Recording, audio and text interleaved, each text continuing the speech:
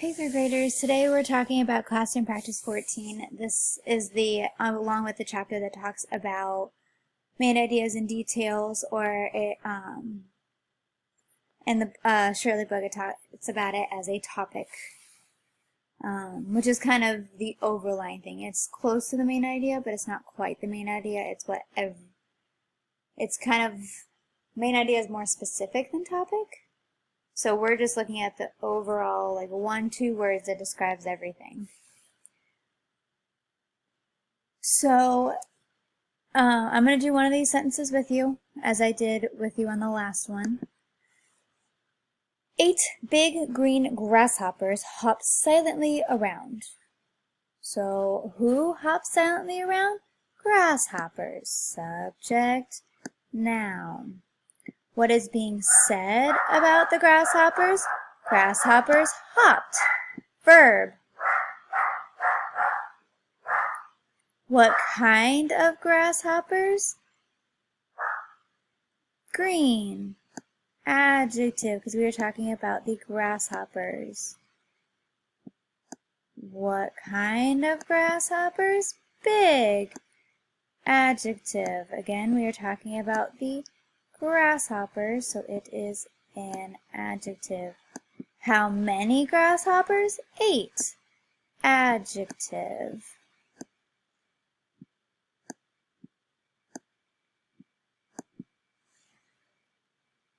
Hopped how? Silently. Adverb.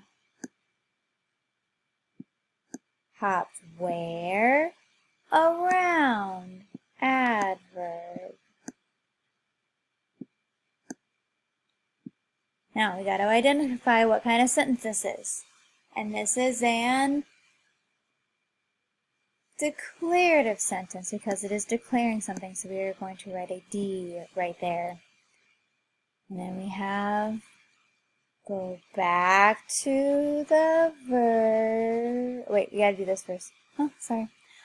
Subject, noun, verb, pattern, 1, check.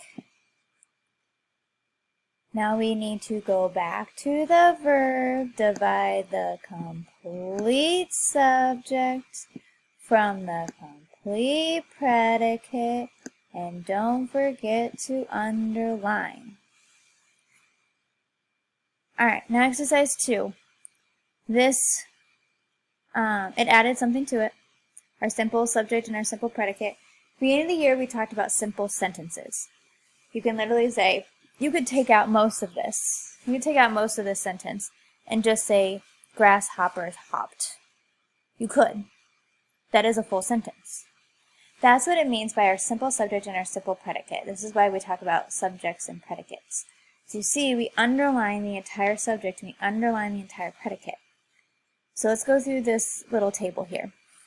List the noun used. But we're talking about the second sentence, which I did not do with you. List noun used, well, that's pretty easy. We have Jody. Jody is our noun. That's who the sentence is talking about.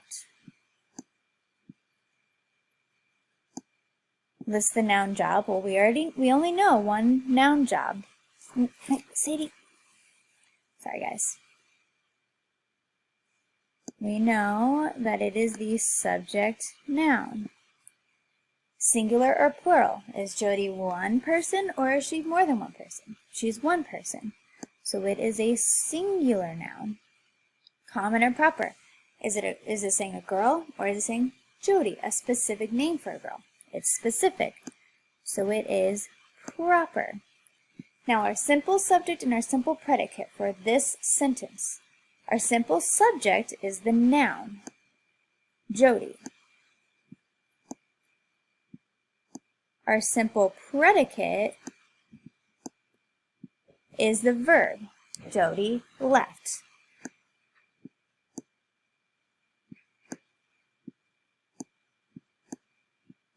So that is what it means by the simple subject and the simple predicate, the simple sentence.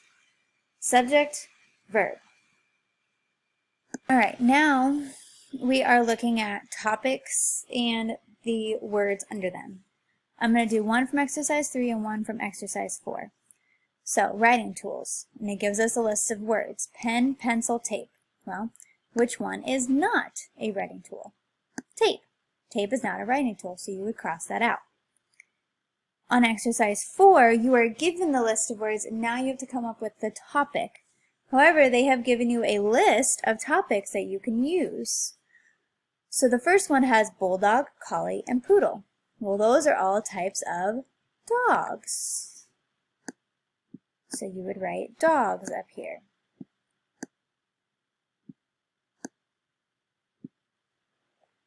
Now this exercise 5 down here, I'm going to explain it, but I'm not going to do the answer with you. So you are reading this paragraph about someone's little sister. You are choosing the sentence that has nothing to do with the rest of the paragraph, that has nothing to do with the little sister. So you have to read the paragraph and you have to choose, where did that come? So the sentence is pretty much going to be, where did that come from? That doesn't even make sense with the rest of the paragraph. That's going to be the sentence that you cross out. Now exercise 6.